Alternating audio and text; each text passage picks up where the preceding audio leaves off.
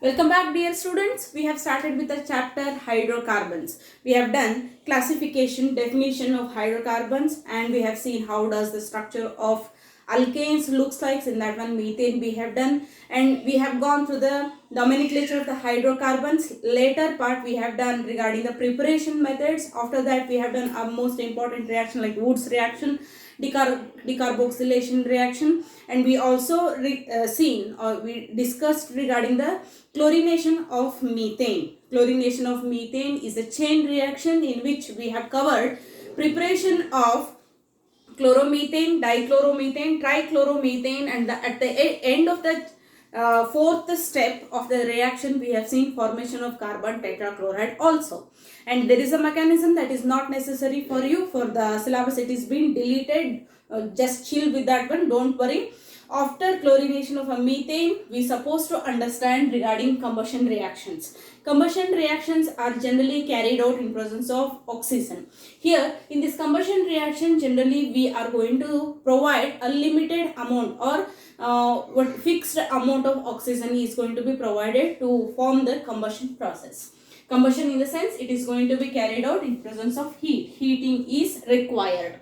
Methane gas is passed over the oxygen gas. It is going to form the carbon dioxide. Along with that, water molecule is going to be liberated in presence of limited amount of oxygen. Okay, here we have next reaction. Here I must mention here limited amount of oxygen is provided for combustion reaction.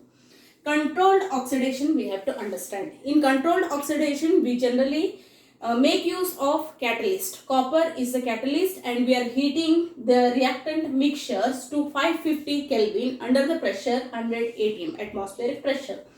When methane is again passed over the oxygen, but the thing is here you can see here also I have methane, here also oxygen, methane, oxygen, but the thing is when you just control the provision of oxygen and you use copper as a catalyst under the pressure 100 atmospheric pressure, we are going to obtain product methanol. Methyl alcohol is formed here. Products are going to be varied. Likewise, we can do this oxidation process for tertiary carbon also, tertiary hydrocarbons also. What do you mean by tertiary hydrocarbons? I'll be having carbon with three different substituent groups here.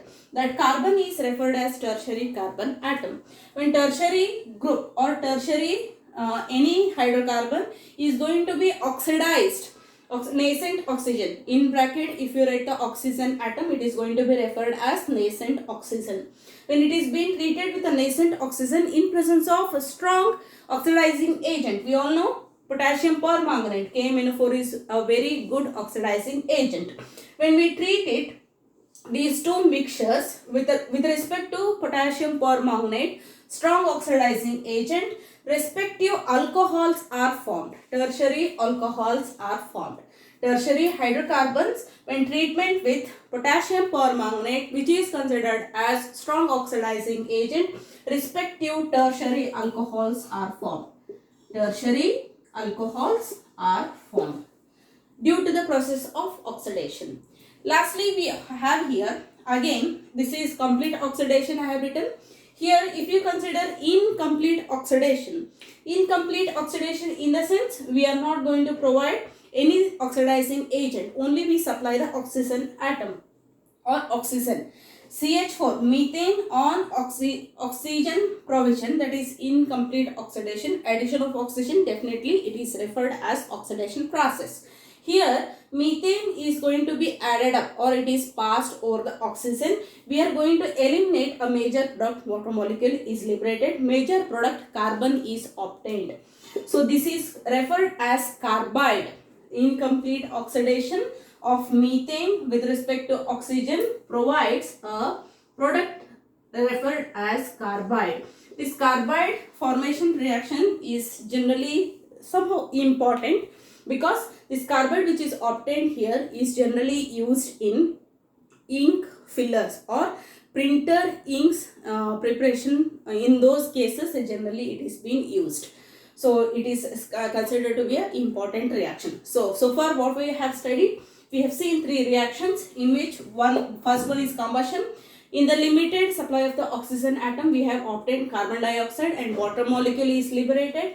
Control oxidation, if we consider here, we are doing or we are adding oxygen, but the thing is we are making use of catalyst in presence of temperature 550 and 100 atmospheric pressure is maintained. We are going to obtain respective methyl alcohol or alcohols are formed.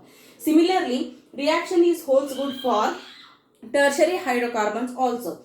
Tertiary hydrocarbons on oxygen provide, that is this nascent oxygen addition takes place through with the help of KMnO4, strong oxidizing agent. We are going to heat it. Respective tertiary alcohols are formed. And incomplete oxidation, as I told you, limited amount of oxygen is going to be provided. Carbide is the main product which is obtained here along with the side product water molecule. Please do copy this. We'll move to text.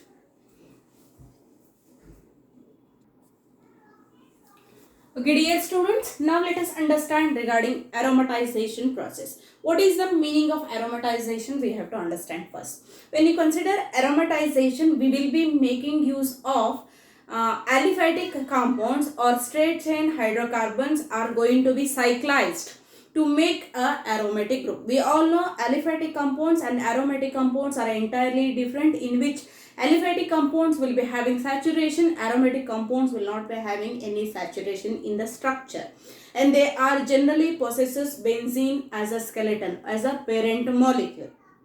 Fine. So with the help of this aromatization process, we will be performing certain reaction by making use of aliphatic compounds like straight chain hydrocarbons. Here for aromatization reaction, let me consider N-hexane.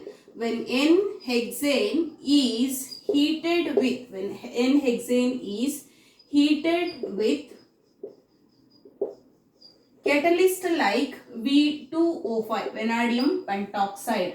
Okay, this is compulsory. Vanadium pentoxide must be used along with that vanadium pentoxide and molybdenum oxide MO2O3 or Cr2 chromium oxide Cr2O3.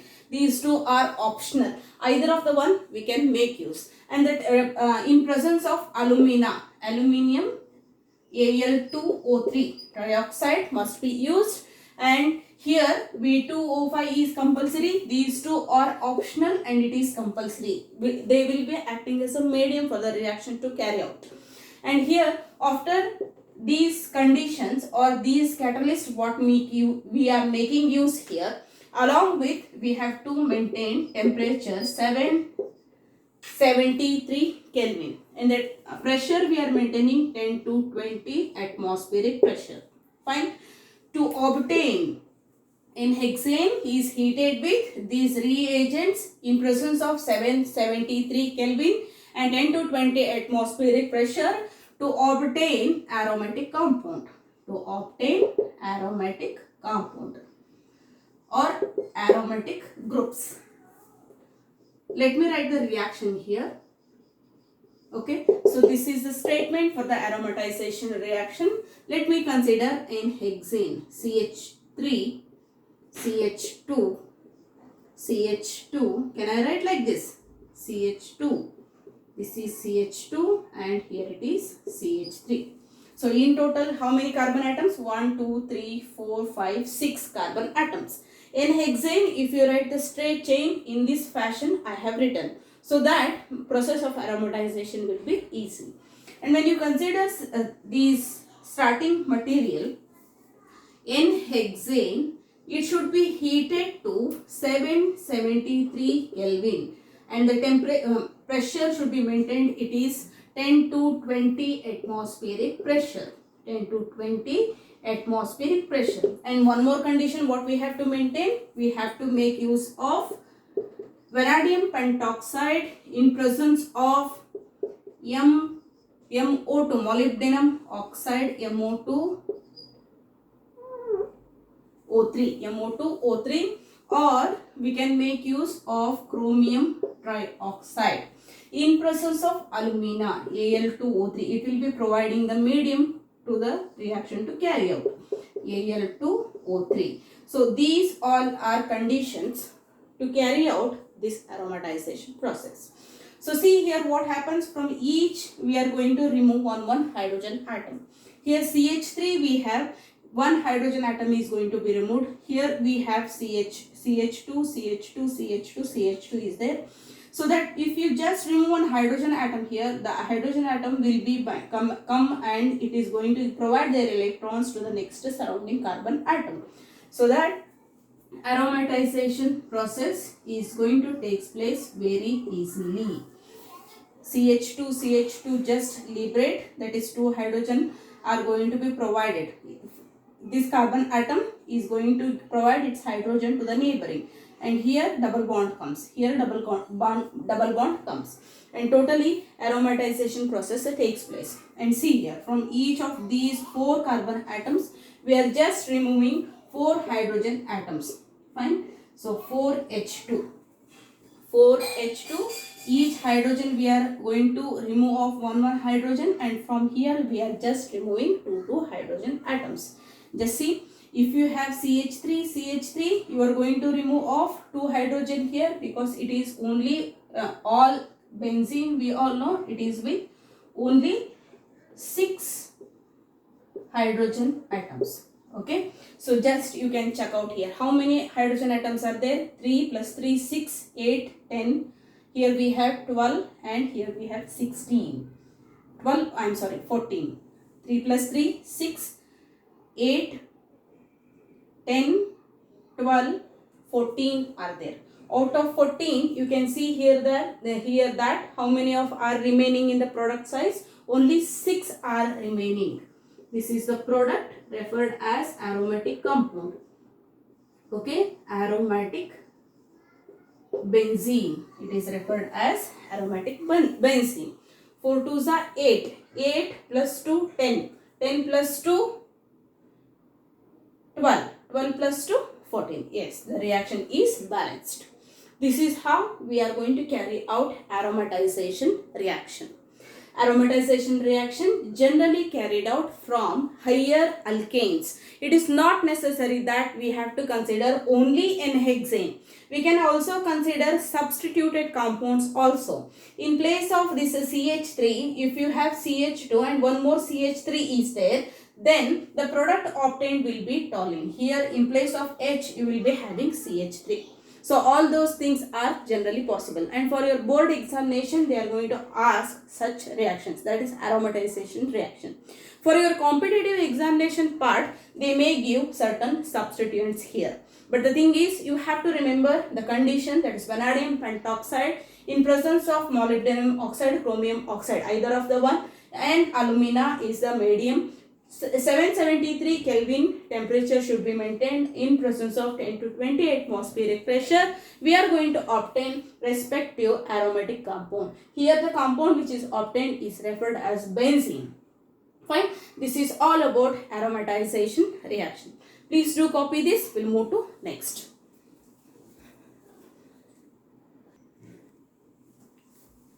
Welcome back, dear students. I must have to discuss regarding the structure of methane. It has been skipped, and let me discuss with respect to structure of methane. Okay, so methane is referred to be a first member of alkanes family. Methane can be written, that formula will be written CH4 with the help of general formula for alkanes. We all know general formula for alkanes. It is general formula, if you refer for alkanes, it is said to be CnH2n plus 2. This is, we all know, generally we have been studying this one since our lower classes. So this is the general formula for alkanes. I must have to mention here. Now let us understand regarding the structure. When you consider structure of methane, we have to go for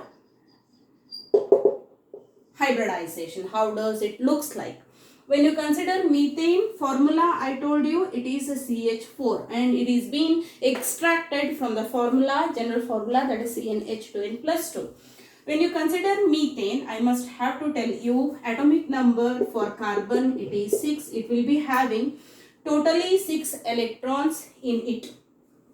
I must mention here it is 1s2 and here it is said to be 2s2, and then I have 2p orbital. Fine. Let me finish or let me complete 1s orbital because we have 6 electrons. We are filling lower shells, that is s orbital. It is completely filled. Then let us move to the second, that is 2s2. Again it is also completely filled. How many electrons are remaining here? There are 2 electrons remaining. They must be filled here according to Aufputz principle and Hund's rule. So now with the atomic number 6, I must have filled like this. That is, I have to fill like this, and it is being considered as a ground state for carbon atom. It is considered as ground state for carbon atom. And during this state, reaction is not going to take place because it is in ground state. Fine. So here these two are said to be 2px. This is 2py and it is 2pz. In order to undergo hybridization, there will be a certain arrangements are going to take place, and whenever arrangements are taking place, in the sense there will be a arrangement of electrons. Arrangement of electrons leads to excited state. Those all changes will be taking place in the excited state. So when you consider excited state, inner shells are closely associated with the nucleus. There is no any transformation of the electrons to the higher energy shells. They are kept as it is. Now we are interested in 2s2. These are loosely bound than that of the 1s2. So in the excited state, what happens here? 2 electrons which are present in 2s2, out of that 1 electron will be shifting to p orbital. 1, 2, 3. 1 electron shifts to p orbital. So now it is 2s1, it has become 2px1, 2py1, 2pz1. It is said to be excited state. Fine. Excited state for carbon atom. Now let us understand regarding the hydrogen. As I told you, there are 4 hydrogens are present in the formula for the methane. So 4 hydrogen atoms having each 1 electron. 1 electron is present with respect to hydrogen. They will provide their electrons to all the 4 empty orbitals of carbon atom. Finally, they will lead formation of s orbital with 2 electrons. Then I have p orbital with singly bonded, single present electrons are there. Single are there. Now 3 hydrogen are providing their electrons. All the 3 singly paired orbitals, now they will become doubly paired. Now each hydrogen will provide like this. Can you see that s orbital and p orbital are involving in the hybridization? So one electron from the s orbital is been shifted to the p orbital of the same carbon atom. That is referred as excited state, and we can say that s orbital and 3 p orbitals are involved here. So it is going to be referred as sp3 hybridized. This CH4 molecule is going to be referred as sp3 hybridized. And structure wise, if you consider, it will be having carbon, and here we will be having hydrogen atoms. In this fashion they are arranged, and here also we will be having 1 hydrogen atom. It is hydrogen. Here we will be hydrogen. These are orbitals, p orbitals of carbon atom. This is spherical. Sorry for the inconvenience, I just struck there. And the structure, if you consider for this methane, it is sp3 hybridized. We have to mention that one. I have to write that one. At the last of this one, conclusion, I will be writing this. And if you consider structure, it is sp3 hybridized particularly, and shape, if you consider, all the 3 are, these p orbitals are lying below and 1 will be above, and it is definitely tetrahedral only. So it is said to be tetrahedral shape. Tetrahedral in nature. And likewise, if you consider the structure, when you write structure, it will be having hydrogen here and 3 hydrogen are lying at the below side. So bond angle, if you consider particularly, it is 109 degree 28 minutes. Bond angle, it is 109 degree 28 minutes. The structure for methane. So when you consider particularly regarding the bonds, how many bonds will be present? There are mainly of 4 sigma bonds are present for each for each hydrogen atom. See here, from this carbon to this one hydrogen bond, that is one sigma bond, second, third and fourth. So in total there are 4 sigma bonds are present in methane structure. Let me conclude here. I just rub this one. I will be explain the things with respect to conclusion part. Okay, so just take here. So methane contains, at the conclusion we could write here, methane contains sp3 hybridization. Methane has sp3 hybridization. I explained the hybridization part by taking ground state of the carbon as well excited state of the carbon atom. Fine. So like that, after sp3 hybridization you must have to mention the bond angle. So when you consider bond angle for methane, it is 109 degree 28 minutes. Fine. So that is the second point we have to mention here.